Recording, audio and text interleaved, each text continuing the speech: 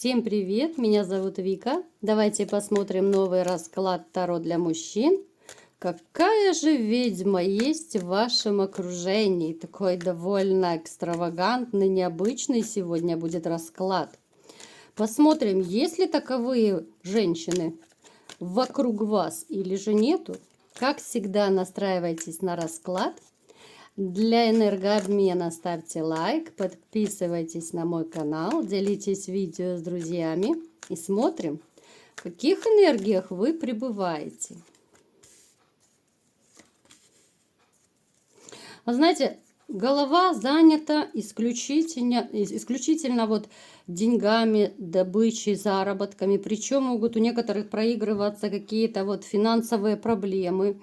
Это могут быть сокращения с работы, это урезание зарплаты, это может быть смена рода деятельности, смена работы, да, может быть поставили на другую должность. Ну, то есть вариаций может быть много.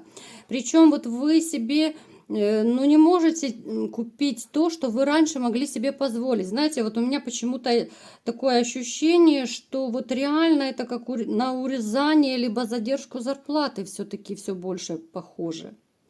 Причем могут даже вот именно по работе предупредить, да, что будут какие-то кризисные моменты.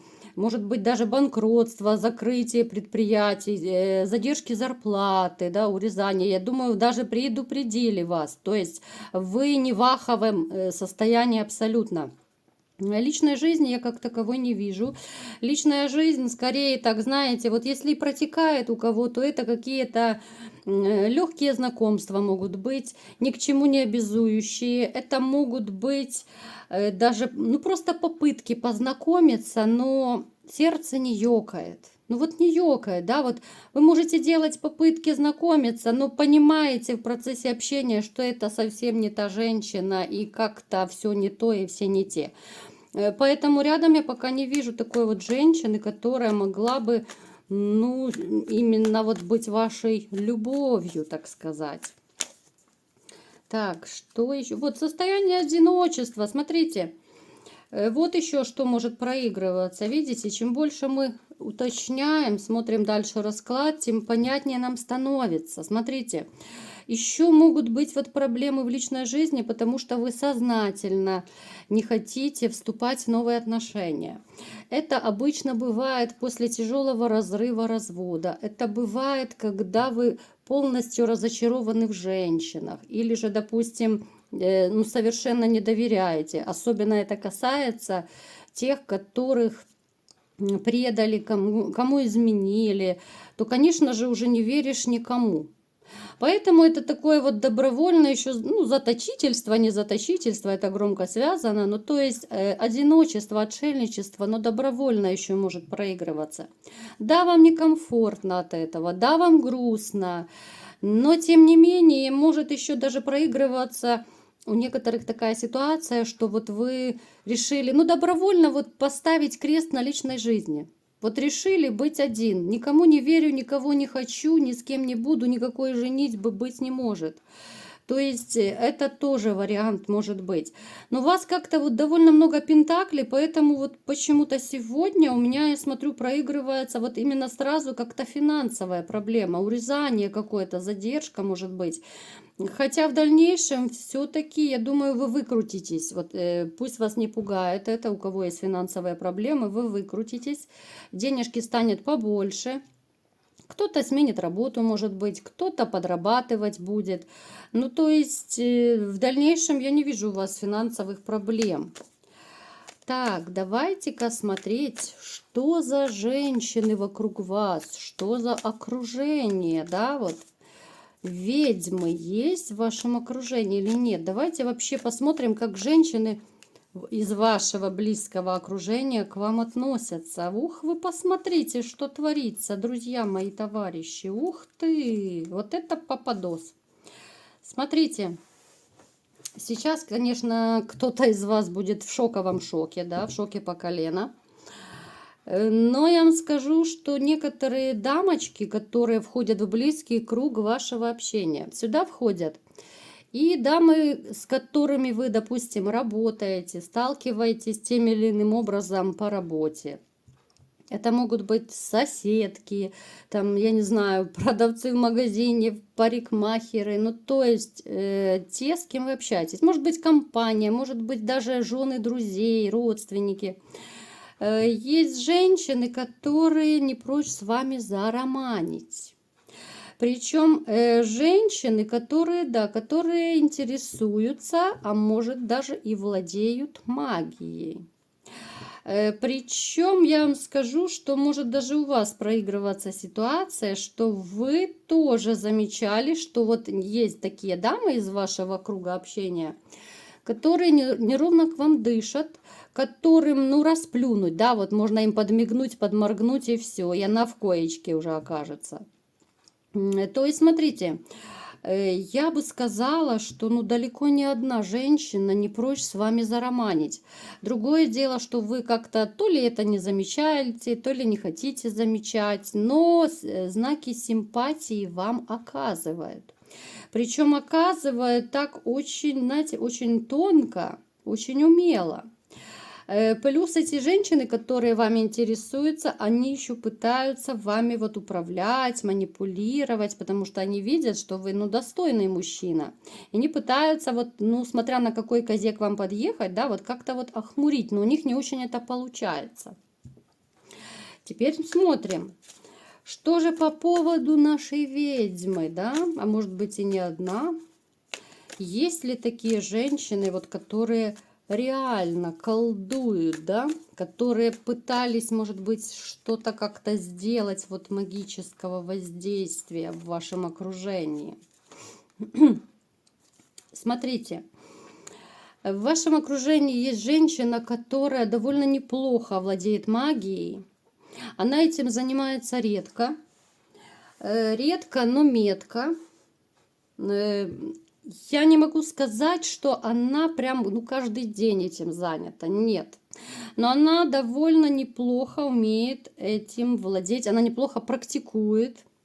К ней периодически обращаются люди, ну, даже вот я бы сказала, что к ней приезжают. Но это очень-очень свои такие вот ее круг общения. То есть кому она может что-то сделать вот именно по магии. Смотрите. Сейчас давайте-ка уточним, были сделаны на вас привороты или нет, вот из этого плана. Делала она что-то или нет.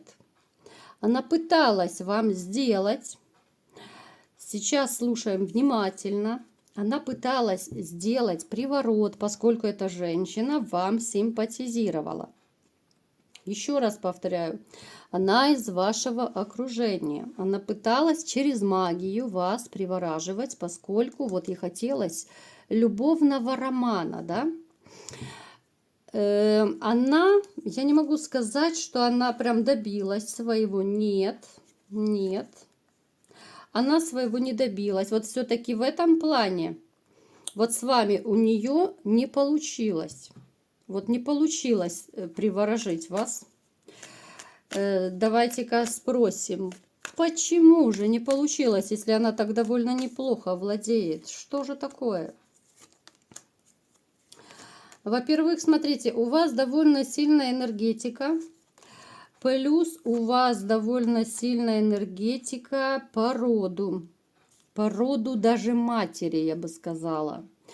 Вот кто в вашей семье есть из ушедших, там мама, бабушка, тетя, вот и туда дальше. Эти женщины являются вашими ангелами-хранителями. Эти женщины вас оберегают от разных магических воздействий. Вот они реально вот вас как бы охраняют. На вас пытались сделать магию, причем не один раз пытались. Давайте спросим. Вы ощущали или нет, вот когда на вас кто-то колдовал?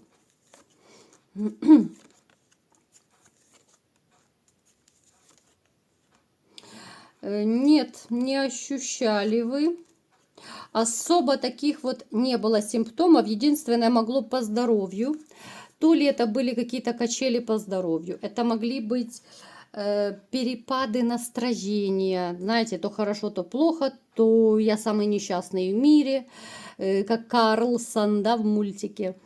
То у меня все замечательно, то есть могли быть качели. Причем было сделано вот через какое-то питье, чем-то вас подпоили, напоили. Это могло быть все что угодно. Какая-то жидкость, там, я не знаю, чай, кофе, компот, суп, ну, куда угодно. То есть заговоренная какая-то жидкость. Это могла быть там, ну, несколько капелек, да. Вот главное это сделать все правильно. Вот эти ритуалы, которые делаются, их на самом деле довольно много. У каждого это свои ритуалы. Поэтому однозначно была сделана попытка вас приворожить вот этой женщиной из вашего окружения. Она такая, ну я не могу сказать, что она прям супер ведьма, хотя да, вот знакомых она принимает. Но опять же, кому она помогает, кому не помогает, с вами не вышло, потому что у вас сильная защита. Вот только поэтому у нее не вышло вас приворожить. Хотя может проигрываться, что некую симпатию к ней вы испытывали. Вот вспоминайте, может быть, ну, на кого-то глаз положили, да, вот в тот или иной момент. Может быть, с кем-то там чуть-чуть до романа не дошло. Ну, вот в таком духе. С кем-то, может быть, и случился какой-то короткий роман. Ну, то есть, поскольку это общий расклад, конечно же, у всех будет проигрываться абсолютно по-разному. Поэтому думайте, вспоминайте. Но она пыталась, но вот спасибо скажите вашим ангелам-хранителям, да, вот именно вашим родственникам, которые вас по жизни оберегают от всяких вот таких вот разных вещей. Давайте-ка посмотрим теперь, будет ли она еще пытаться что-то вам делать, такое вот привораживать, потому что, ну хорошо, один раз она сделала. Будет ли повторение каких-то вот этих магических приворотов, отворотов, ритуалов? Смотрите, но это опять же, я не хочу никого пугать, но опять же, это нужно каждому обращаться. Вот кто себя, допустим, как-то плохо чувствует. Может быть, вы по себе реально чувствуете какие-то изменения в жизни, в здоровье, да. Может быть, врачи говорят, что с вами все хорошо, а вас что-то беспокоит. Ну, то есть, если вы чувствуете, что в вашей жизни что-то пошло не так, может быть, черная полоса, это могут быть еще отголоски вот этих вот всех колдований. Да, она на полную силу не приворожила. Но вот какие-то отголоски могут проигрываться. Да, защита это хорошо, но есть ритуалы, которые не пробивают и защиту. Очень многие защиты пробиваются. Поэтому смотрите, особенно у кого вот проблемы по здоровью, по самочувствию, я вам скажу, что в вашей жизни еще была женщина, но это было давно. Женщина, которая пыталась, ну, так скажем, устранить вас вообще. Вот женщина, которой вы когда-то отказали. Отказали, причем, ну, это опять же, либо в интиме. Вот, может быть, она хотела не только интим, а даже какие-то отношения. Это было, еще раз говорю, уже, ну, какой-то длительный период назад. Это было не вот-вот недавно. То есть подумайте и вспомните, кто это мог быть. Потому что от этого человека нужно держаться подальше. Вот она пыталась тоже, ну, как бы устранить таким образом, да, вот вас, поскольку, ну, не получилось, то ли вы не захотели с ней, да, вот, ну, что-то пошло не так, как она хотела. Ну, по-любому, однозначно, вы с ней не остались, вы с ней не встречались, не жили. Поэтому она пыталась разные каки в вашей жизни делать, такие вот. Теперь смотрите, опять же, могут проигрываться у тех из вас, у кого в жизни однозначно вот такая черная полоса пошла. Я не говорю, что это просто развод. Но развод это понятно, это горе для кого-то, да, это трагедия, все. Но это не касается просто развода. Я имею в виду, вот если у вас пошла вообще реально, ну, не хочется мне грубые слова говорить, ну, такая полоса, когда неудача, везде не везет, когда с работы там, допустим, увольняют, зарплату урезают, личная жизнь не ладится, здоровье подкосило. Ну, то есть, вы понимаете, да, ну, черная полоса, она во всем черная.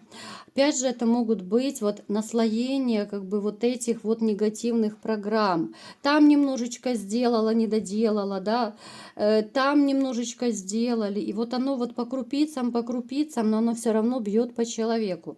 Поэтому я вам настоятельно рекомендую, кто чувствует на себе вот какие-то такие моменты неопределенные, может быть, самочувствие, может быть, черная полоса, еще что-то, то однозначно вам нужно обратиться сначала на диагностику негатива. Если там покажет расклад, что негатив есть, то, конечно же, тогда нужно очиститься, потому что, ну, сами вы это не выгребете. Опять же, я это говорю не для всех, а для тех, вот кто именно по себе чувствует, что, ну, такая жопонька наступила в жизни, да.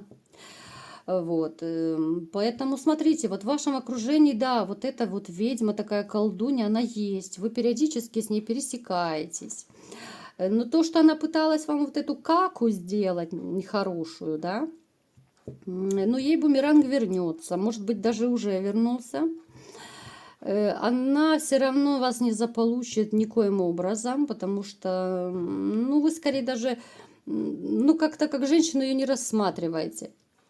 Я имею в виду, вот как женщину для близких отношений вы ее не рассматриваете. Поэтому можете особо не переживать. Да, защита рода есть, но все-таки вот я бы рекомендовала, чтобы уже перестраховаться, все-таки сделать диагностику. Если хоть какие-то малейшие из тех симптомов, что я назвала, у вас есть. И будьте, конечно же, осторожны.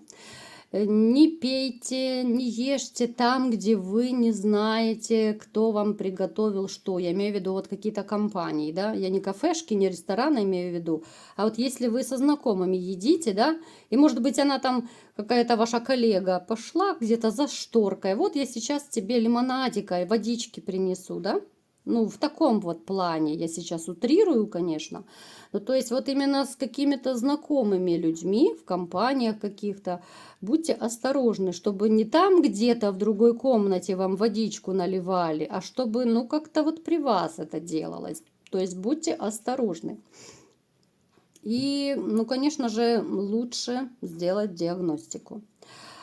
Тогда вы будете спокойны на все 100, я думаю. Потому что кто-то верит в это, кто-то не верит, но тем не менее это есть. Вот такой был расклад. Кому понравился, ставьте лайк, подписывайтесь на мой канал, делитесь видео с друзьями. И всем пока!